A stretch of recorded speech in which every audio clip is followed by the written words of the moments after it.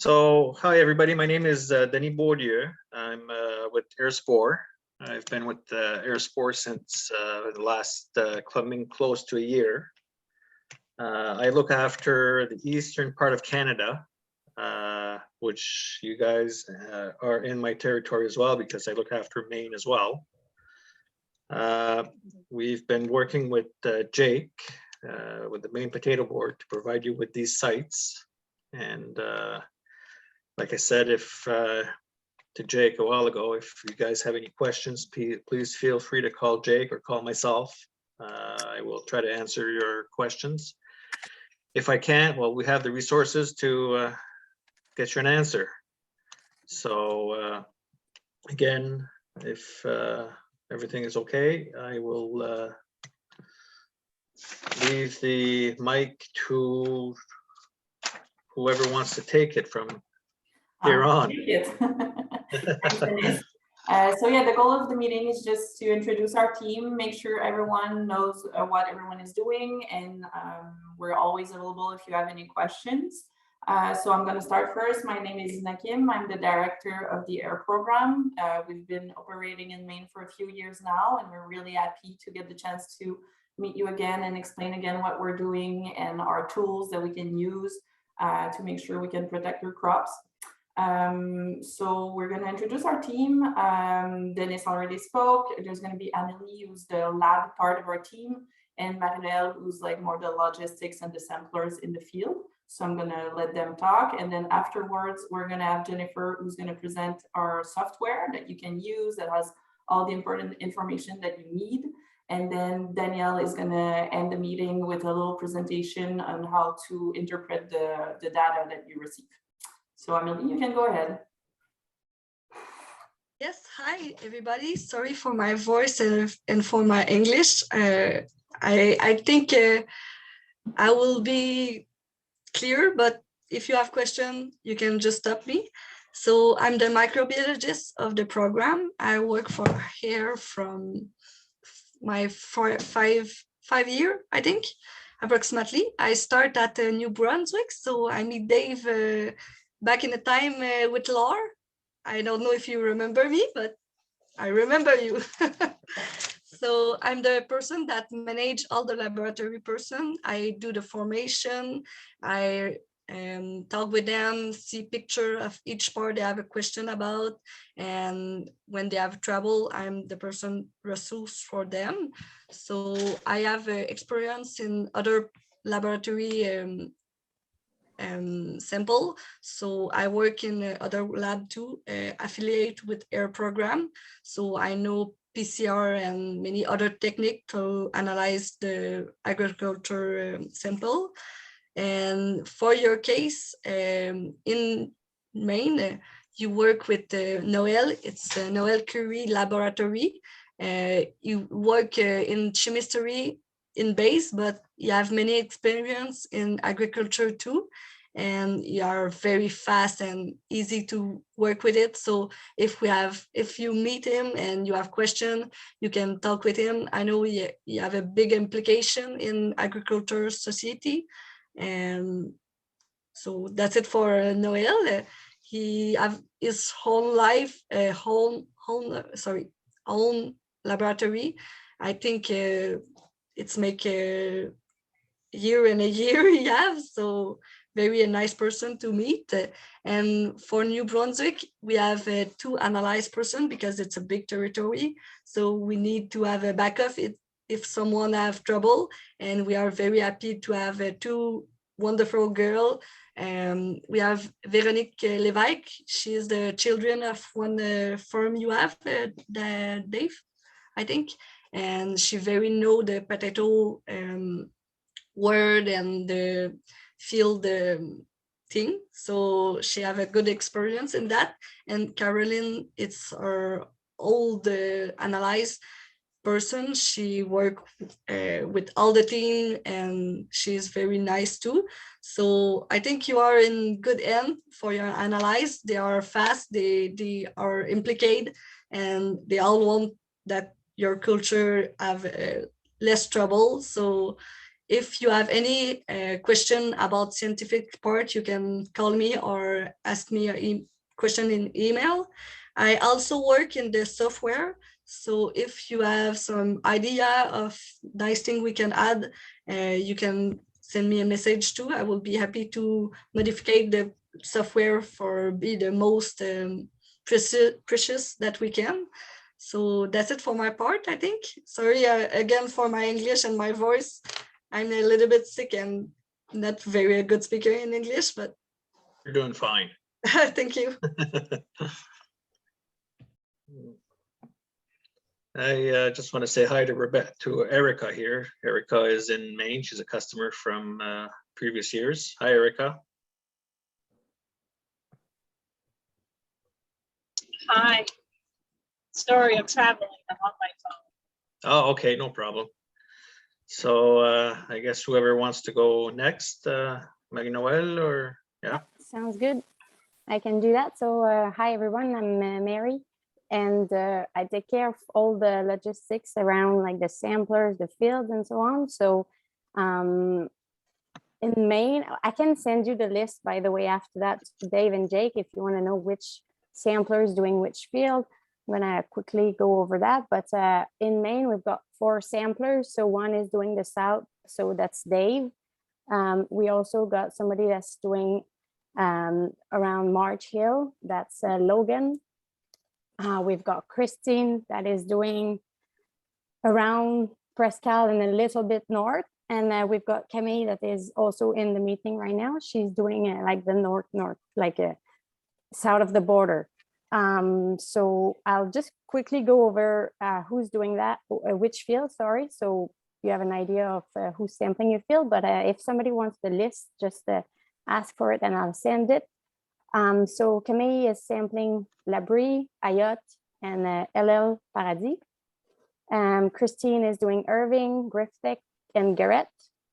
Logan is doing County Super Spuds, Kingsbury, Westridge, Bell Brothers, Flewilling, sorry. And Dave is doing Egan, Fitzpatrick Family, Fitzpatrick Peabody, and Russ Ridge Farm. So that's it for Maine. And yeah, if Dave, you need a list of who's doing, who's sampling which field, I can also send that to you after the meeting. Yeah, and then that's for Maine. And UB, we've got also like, I think seven samplers, but I'll keep it to that for now. Yeah, so if you have any question about the fields, the sampling, the samplers, and all that stuff, you can always reach out to me. So that's pretty much it for me, I think. So how many total sites collecting in Maine? 10, 16, 20. I'd go for 20. 10. Yeah, there you go, 20. From Fulton to the border, the Canadian border, like not the one that is like in between you two guys, but the one that is north, the border north. And Fort Kent one, Dave. Yeah, yeah, there you go. All the way down to. Thank you, Marie-Noël, for your presentation. We were hoping that the samplers could join us so you could see their face, but at this time they're actually in the fields doing the sampling. But if you have any questions regarding the sampling, Jake, you can obviously contact Marie-Noël and we'll be happy to assist you with anything. Yep. Perfect, then I'll let Jen do a little presentation of the software now, so you have an idea of all the tools that you can use on it. All right. So for those who are on the cell phone, unfortunately, I don't think you're going to be like able to see it like pretty well. But I'm going to try to. We're going to send anyway like the video afterward. So for now, I'm just going to share my screen, which will be already. Can you just confirm that you're seeing my screen right now? Yes, perfect. Yes. All right. So usually every single person like producer who's getting in the platform is going to see like this page. So whenever you're connected, you're going to be on the home page. As you can see, like you can have like some notifications saying like how many 100 report that you've got. At the same time, just underneath here, you're going to see like which field that you can select. So you're going to see like for those who has many fields, you're going to have like to scroll down like to select which one you're going to see. Afterward, you can select like the temperature, like how you want to see it, like because like in States and in Canada, it's not necessarily the same way that we're reading. So that's for the first part. Afterward, you're gonna see like, if you're just scrolling down the page, you're gonna see like the report, like it's kind of like an history of all of the report that has been done up to now. Which is good with this one is you can select which pattern that you want to see. So if you just want like to see the small alternaria, well, you just have to click on all of those other other pathogen that you don't want to see, and it's going to show you only the one that you need to get the information. I'm pretty sure like some of you already use it, but like just to be sure, like everyone know that you have this little like setting that can be done. You continue to scroll down, and then there's the most nice effect of the platform, which is like all of the weather station information. So you're gonna have like a little like summary of all of the thing that is going on right now on the farm, which is the temperature, the humidity, the ground humidity, the wind, the pressure, and everything. You just continue to scroll down, and you're gonna see like all the temperature and everything. Same as the packaging. If you want like to see only like the dew point or the temperature, you can just click on the line that you need, and it's gonna like show the only one that you want to see. And continue to scroll down, and you're gonna see all of the like the last hours detail. So for right now, you're gonna see like all of the details from like 1 a.m. till now. So it's kind of like, I think it's 12 hours. Yeah. So you're gonna see like the last 12 hours like history. So you're gonna see all of the detail. If you want to see like all the information from the last week or something like that, you just have to go on the top of the page. You're gonna see a home report weather history. So usually you go on the weather history, and then once again, you select which field you want to have the information, and you can do like a little filter. So you can filter by years, the last 6 months, the last 3 months, or by week. So I know that much of like you, I think like maybe for Maine or anything like that, you just want to see like for the last week, you can select like the year, the month, and the week, and then it's going to show you all the detail that we got from the last week. So if you want to see like how much rain that you got, well, you're going to see like over there, like all the information for that. So that's pretty all for the weather station.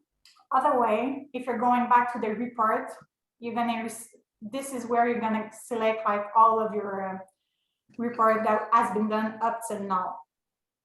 And you can select like which field that you want to see. And once again, it's going to show you like an history of the report in graph. Other way, for Maine, I think you do have like a SR. Mm-hmm. Yes, there's an SR for like the Maine. So if you want to see like all the statistic and everything that has been done for like all the area, you go on annual statistic, and there's the SR document from your city in Excel sheet. So you only need to download it, and you're going to see all the detail from like the beginning of the sampling of the season up till now for all the farm that is around you in the area. I think it's going to be the same thing as for Dave and Jake. You also have those access like to get those information into your network access. But like we're doing usually, I'm always like sending you in the morning next to the sampling an email with all of the SR. Other way, if you want to see at the end of the season all of the detail from like all the sampling in the report or the weather station thing, you just have to go on the annual statistic of your farm. So it's going to be once again in Excel form, but it's kind of useful like if you want to do like a little history of all of your season. Other way, once again, you can select the field and you're going to see everything. So we make sure this year to have like really an history of all of the things that's going on into your field, wherever you're going into the network. So everywhere you're going, you're always going to have like an history of the weather station or the pathogen. So that's kind of all. Other way, if there's any issue with the connection, or if you see that there is missing information about like the weather station or their way, don't hesitate to get in touch with Dennis. So this way you can get in contact with the person who's in charge of like the web, the network, just to be sure we can get everything set up in the next hours at least. So that's all for me.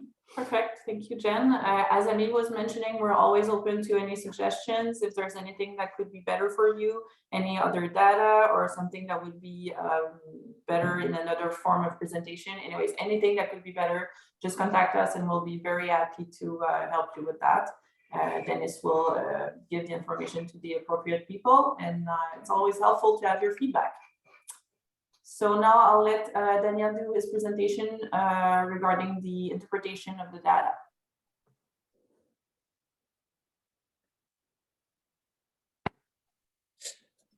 Hi guys, how are you?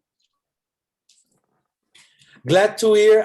Glad to have you with us. So as Lina Kim mentioned, I'm here to help with the data analyze interpretation, because it's definitely something important. I mean, Dave and Jake already have been, I've gone through the process, but I just want to make sure that for producers, they are comfortable with the interpretation of the data, because it's definitely important. We have like an amazing tool, so it's really important that we can use it at its maximum. So I will share with you like a report. I think that it will definitely be the best thing to do. So we have the analysis report. Again, we have on the platform other tools, which like the graphic, which is like more visual, and also like other boards that combine also like the weather information. But let's take here right now the board, the official report we deliver from the laboratory. So we need to acknowledge that the program we have include two tools. So that's why we have a column with quantity, which is the spore count, and we have another column called risk, which is the weather risk indicator. So they are like two different tools that we provide. So it's really important that we understand how it works. So let's start with the risk indicator. The risk indicator is based on the literature of the disease. I know that Amélie is working right now on improving the tool, because I think that it's right now passive. So it based like on, I would say like basic standards, and we would like to bring it to something a little bit more active, with including like more parameters, again, to make sure that we have like the best indicator possible. So you have like the actual, which is the weather risk indicator the day of the sampling, and we also have the previous, which is the date and not the sampling, but which is the previous day of the sampling. So as you can see, we have different colors. It's easier to understand. So we have green for the low risk, yellow for the medium risk, and we also have like the red for the high risk. And again, as Dave always said, we need to consider that the classic weather model is limited, because it's not including the presence and the quantity of the pathogen. But I think that it's a great thing to have both. And you can see in many cases a high risk on a weather standpoint, but there's no spores. So you can definitely act, differently, knowing these two sets of data. So we have like the weather risk indicator, again, based on the literature of the disease. And we have in the quantity column the spore counts. So we have the actual, which is the sampling, the day of the sampling when we deliver the report, and we have the two previous one. The reason we have the two previous one, it's really easy, because for most pathogen, early blind brown spot, gray mold, we need to have these previous sampling in order to see the real risk, because the absolute number don't mean anything. So it's really when we see an increase, and I would say like a steady increase, that's where we can be alert. There's many ways to use the data. Again, we never interfere in the agronomic strategies, but our mandate is to provide the risk evaluation. Based on that information, producers, stakeholders, and agronomists can definitely build a strategy accordingly to that data. It needs like more parameters like the soil, the type, the variety, and other parameter like this in order to build a strategy. And we are microbiologists, so we never interfere at the agronomic level. So let's see right now like the basics. Again, it's something that you will be able to work with and to get more knowledge about. I think that using the tool will definitely make you more comfortable. So let's start with late blight. Late blight, it's an easy one. As soon as we see a spore, we are getting alert. So as we can see on the report in front of us, there's 4 spores. So I would say like, never mind the weather risk. As soon we see spores, we definitely have to be alert. In this specific scenarios, there's 4 spores for late blight, and there's medium risk on a weather standpoint. But again, knowing that there's existing spores in the field, it's definitely something that we be concerned of. For early blight, it's the second. We always should have like some spores in the field, you know, because I mean, the way that the disease reacts, there's always a little bit of spores in the field. It's definitely when we see an increase that we have to be concerned about this pathogen. It's, as we can see here, I mean, there's 13, there's 4 in there, and then there's like an increase, and that goes to 100. I would like to remember that the absolute number don't mean anything, but in order to have producers and some stakeholder comfortable, I usually set the comfort zone at 30 to 40 spores, which mean that under that amount, we are not really like concerned. But when we see an increase over this range, we can definitely at least put a flag and then to follow the situation. Here, in this specific case, we have 13, we have 4, which is like totally normal. And then we go to 100. I mean, there's definitely a flag here because we have a major increase. I would definitely wait for a second, and even, I mean, I would even like wait for 2 other reports just to make sure that this increase is steady. In some cases, we have the wind bringing the spores, so it's not the actual field that is spore relating. So with having more data, it's definitely helping the situation. We can have a look on the weather risk indicator. It says red too, so it's kind of a definitely like a red flag here. And also, that's something really important too, is that rain, it's not a direct correlation with fungus disease, and same thing with dry season.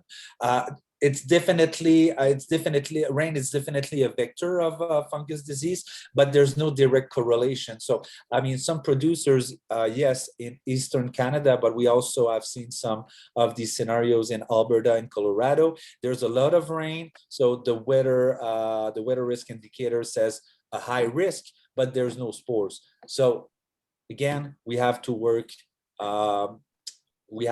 with these parameters. So rain don't equal direct fungus disease. And in most of scenarios we have seen this season, it was raining a lot. We had like a lot of weather risk indicator high risk, but there were no spores. So, I mean, they were not that much a high risk, a real risk, I would say. For brown spot it's a similar scenario. There's as we can see on the report, there's 0 everywhere, but again, it should be a little bit of spores, and when we see a steady increase, we can definitely be alert. We have seen also, like in some scenarios, example in Florida, sometimes 5 or 6 sampling with zeros for these pathogen. I mean, early blight, brown spot, and gray mold. It's something that we can also ask ourselves the question, are we treating too much? Because allowing a comfort zone with having some of these pathogen spores in the field, I mean, in a slow amount, is definitely something that we should have a look on. In Florida, they are spraying a lot, so it happens that we saw like these 0 everywhere. So I was like, definitely suggesting producers and stakeholders to have a look on that and to see if we are not over treating. Again, we don't take decision about that, but it's always a good thing to have a look on. After that, we have the Alternaria species, which is pretty much the Alternarias for babies, you know, and when they are not mature, and Amelie is definitely more equipped to be able to provide more details about that, but like the big lines are that the morphology and the colors and all these different parameters we are using in order to create the analysis, it's difficult on immature spores of Alternaria. So this way we wanted to have the spore count as well, because usually these spores become either brown spot or early blight, but we can at that moment put them in either categories. Knowing the amount of these immature spores is definitely worth it, because as I mentioned, it will at some point, not on all the cases, but on many cases, become adult with being brown spot spores or early blight spores. For botrytis, so gray mold, same thing for the data interpretation. We see on the report 53, 13, and then an increase to 160. So it's definitely a red flag down there. We have a medium risk indicator, a medium risk indicator on a weather standpoint. So I would definitely be comfortable with waiting another and even 2 other sampling to see if this increase is steady. Botrytis, gray mold is definitely a pathogen to have a look on, especially with stopping using Bravo and some product. I mean, we definitely saw some botrytis outbreak earlier in the season. And even if the impact in the field is not that much as late blight, being able to monitor in real time, which the tool we have here allows, is definitely something important because it has an impact on the yield and on some storage issue. Talking about storage issue, Fusarium is definitely a pathogen that we have to monitor in order to avoid the disease in storage. And we have the same approach. So there's always a little bit of spores in the field. When we see a steady increase, we are definitely concerned. For the OOMI sets, I mean, they are microorganisms present in the field. They are not a fungus disease and they are not an actual spores. The reason we are putting these counts there on the report is because it has an impact with late blight development. It's not a direct correlation, but in many cases, when we have seen late blight outbreak, it was previously we had like previously seen an increase in the OOMI sets. So it can be also like another indicator about the risk for late blight. The main goal here is to provide the more data possible for the agronomist, the stakeholder, or the producer to be able to consider the risk. And again, the real-time, real data risk presence in the field. The tool was designed to be farm driven, so it can be used directly at in your field without having anybody using the tools around. But for having, I mean, being able to compare your data with also the network data, that's why we are providing the network data, I would say. So it's something that it's definitely a plus-value for the program.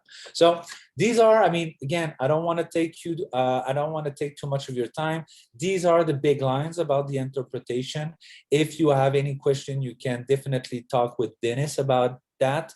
And if there's any more support needed, he will definitely communicate with me to have a look on a specific situation or a scenario. So I would allow you guys to see if there's any question.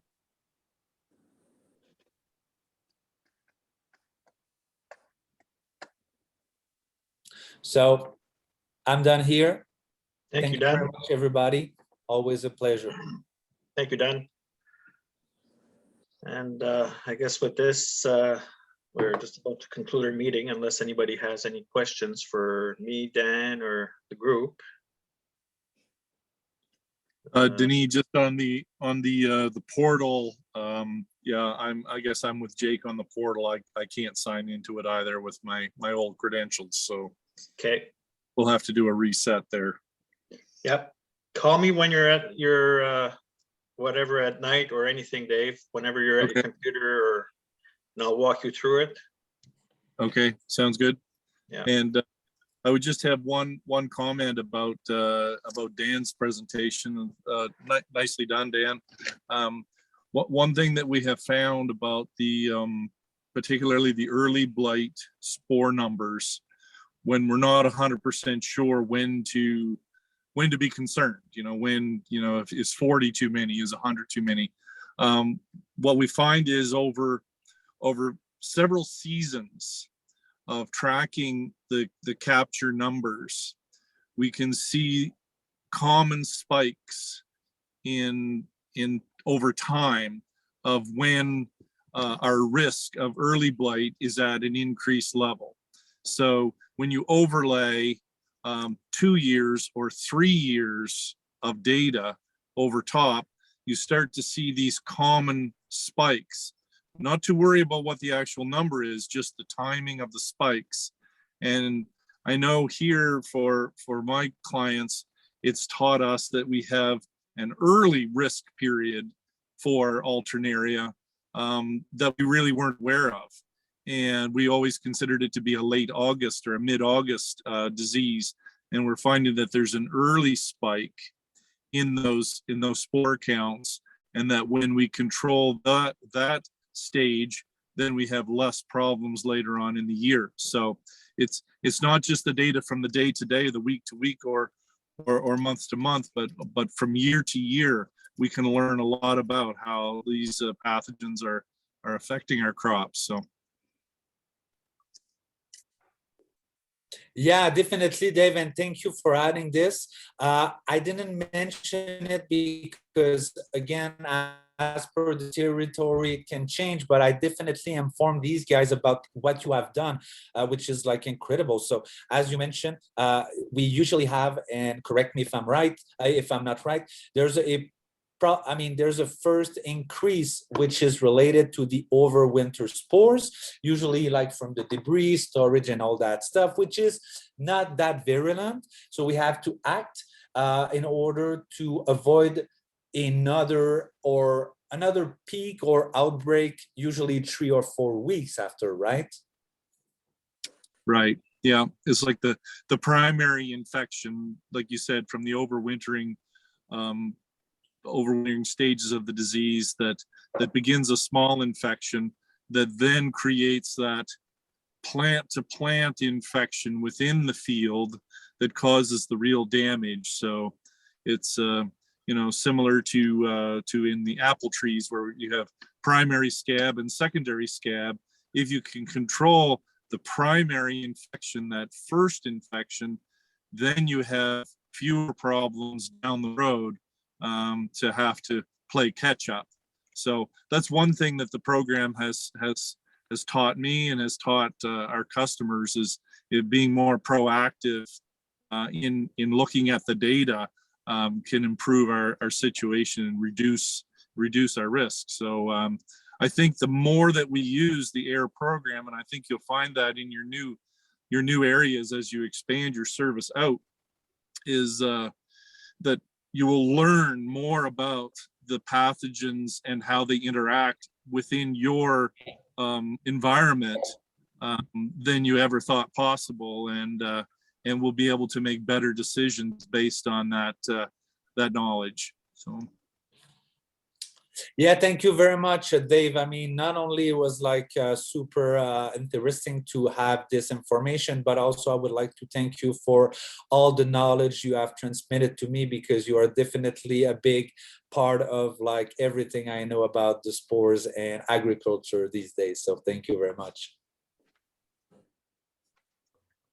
I have a quick question. Go ahead, Hello? Katie. Yeah, go ahead. Hi, so I'm just wondering, is it important to do the sampling right near where the weather station is?